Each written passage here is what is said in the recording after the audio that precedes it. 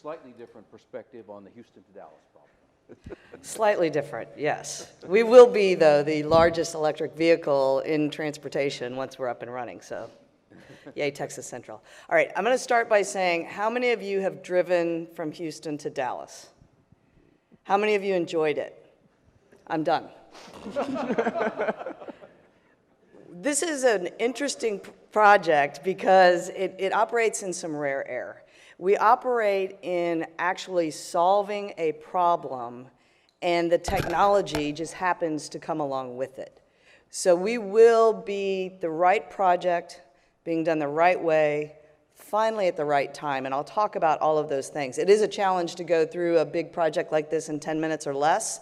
I've got several slides, so I'm going to blow through them very quickly. We'll just say at high speed. And hopefully you'll give you a flavor for what we're doing and how special it is, and how proud I hope you are that it's being done right here in Texas and serving Houston. It's the right project because it's here intentionally. We looked at over 90 pairs of cities to determine where in the United States will a high-speed train be most commercially successful. Commercial success is important because this is not a government project. It is being funded by entrepreneurs and investors and not your state or federal government. So it is the right project because it's here intentionally. There's roughly 7.5 million people in the greater Houston area, roughly 7.5 million people in the North Texas area. Connecting them is a market, and again, we're solving a problem. It's the right project because it's here. There's only 500 feet of elevation change between Houston and Dallas. Straight, flat, no mountains, no tunneling. The engineering challenges are considerably less, and the market share and the ridership is there, so the market works. So it's the right project being done the right way, which means being driven by the entrepreneurial spirit and the big ideas that only Texas can bring to you. And it's finally the right time. There is value in being a clean alternative to connecting these two communities. There is value in your time and saving time. And there's also the right time because we finally realized that freedom has a new definition. It used to be, I can drive my, we'll just say truck, because it's Texas. I can drive my truck wherever I want, whenever I want. Now it's, I choose when I drive and when I don't, whether it's rideshare, taking a train, taking public transportation, or driving. And that is why this is so important. We're getting farther apart, not closer together. So how do you then, once you decide to do this, how do you connect the dots of these two metropolitan areas? Well, you pick the best technology possible. So what we are purchasing is the Shinkansen N700S. It's from Japan Central Railway. It started its first operation in 1964 in advance of the Tokyo Olympics. And guess what? The newest generation of train will be debuted in July in advance of the Tokyo Olympics this summer. So we're getting the new train. In all of that time, there has never been a fatality or an accident as a result of operations. Very safe, safest way to travel in the world. And you will be able to get from the Northwest Mall area to just outside of downtown Dallas in 90 minutes, on time, every time. And I'll tell you why I say that so confidently. Again, this is based on a business plan that makes sense. We have spent tens of millions of dollars understanding what you want as a rider in that ridership experience, how to make it comfortable, safe, and reliable. And we've spent money understanding who makes that trip. 16 million trips are already being made every single year. 2 years ago, that number was 14 million. So with the growth projections that we see in Texas, in these communities, we know that that number is up and to the right. And you all have told us that you would ride it if it's available. The station I mentioned here in Houston is the old Northwest Mall space. So we're in the sweet spot of serving all Houstonians. We're close to the Galleria, close to downtown, the medical center, to the energy corridor, the university. It will be a really good location to go to all of those employment centers. So how do you build this? As you heard earlier, some of the biggest challenges are, since it's never been done before, this will be the first one in North America, we get a lot of special attention from our federal regulators. We also have to create a workforce, we have to create a supply chain, and we have to create the ability for success. And so these are just some of the milestones that we have reached over the last couple of years. From a federal regulatory perspective, the reason that that's important is because that sets the pace at which we can start construction, start operations, and you can ride the train. In December of 17, the Federal Railroad Administration released their draft environmental impact statement. It's a 5,000-page document plus. That tells us how to connect these two major metropolitan areas, which are the fourth and fifth largest economies in the country. We all just happen to be in Texas. How do you connect the dots with the least impacts on the environment and communities? And so that document is being finalized, and we hope to have all of the environmental process completed by this summer. I'll talk a little bit more about what that path looks like in a second.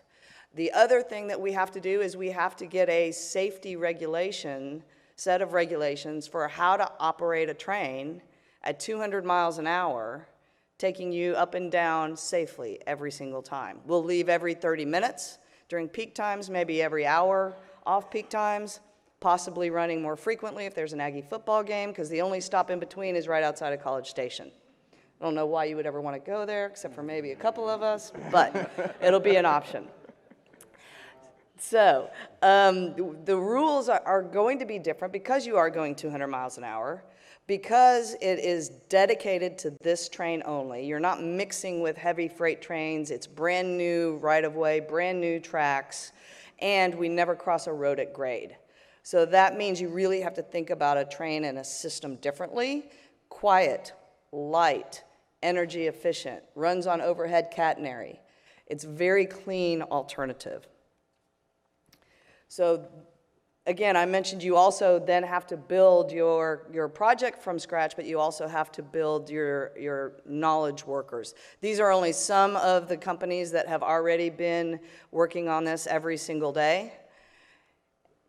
That's the civil constructors, our technology, and the technology we're bringing is not just the train cars, but it's the signaling systems, it's the overhead catenary, it's all of the pieces that make it operate, making sure that we bring the safest system in the world here to be operational just like it is in Japan. We announced most recently that Mass Electric in Kiewit, Kiewit's a subsidiary of Mass Electric, they'll actually do the installation of that system onto the civil infrastructure, and then the operations will be done by Renfe and Adif. These are technology partners that are the best in the world. Renfe is actually the second largest railway operator in the world. The only one larger is out of China. Salini and Lane have built railways all over the globe in different countries, different technologies.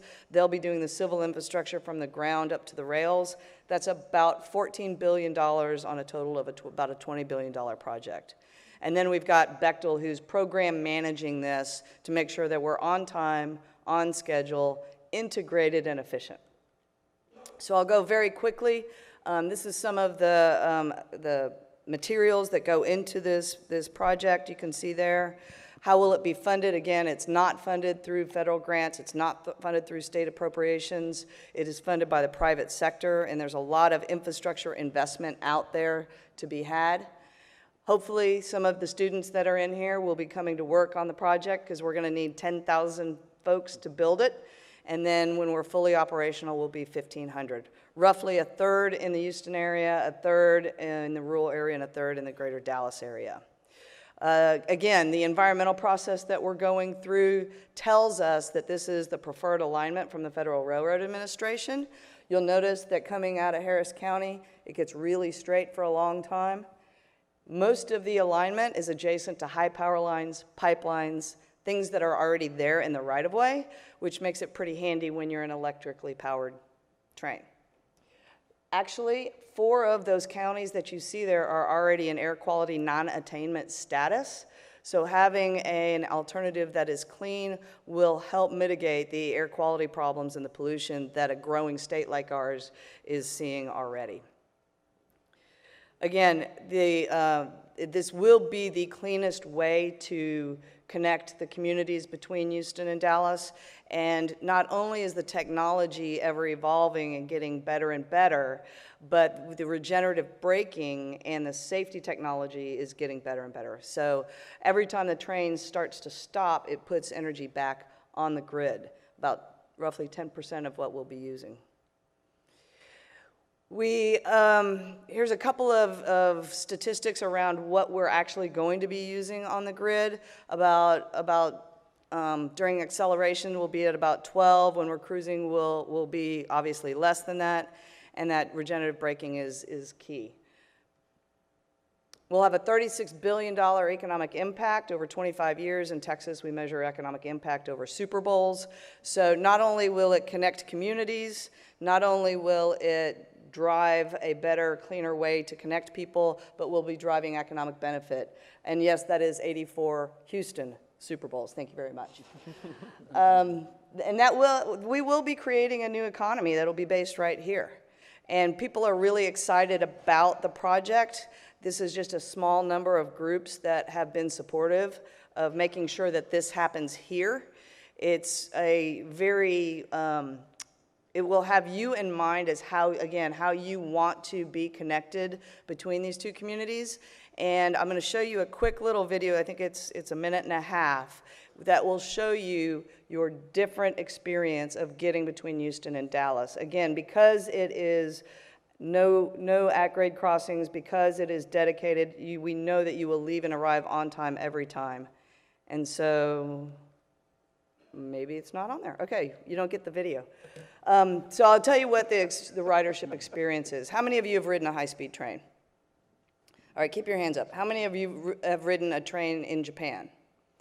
So if you don't believe me, come see these people afterwards on how exceptional that experience is. You can balance a coin on its edge at 200 miles an hour, pass another train, and it doesn't fall over. What does that mean? That means that you can get up, you can walk around. That means that you can work. You don't have to wait till you're 10,000 feet to turn your laptop on. That means that you will have a very comfortable ride. There are no seat belts. You don't sit on this hard metal object like on an airplane when you sit down and have to move it. And no middle seats.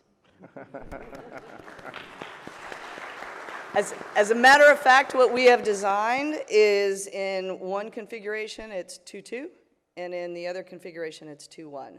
And so you'll have the ability to be very comfortable, and it will be exceptional. The aisle, it's the widest train set, passenger train set, and so that means that you have a lot of room for Texas-sized, we'll say, shoulders. The seats are bigger. The aisle is so big that a wheelchair can go up and down the aisle, so it is a game changer for those people with disabilities. And when you build a system with the people with disabilities in mind, we all benefit. Yep. And because the disability community can decide whether they want to stay in their chair or get out of the chair, that means they can choose if they want to even have a helper join them or not. It really will be a new level of freedom, as I mentioned at the beginning of my comments.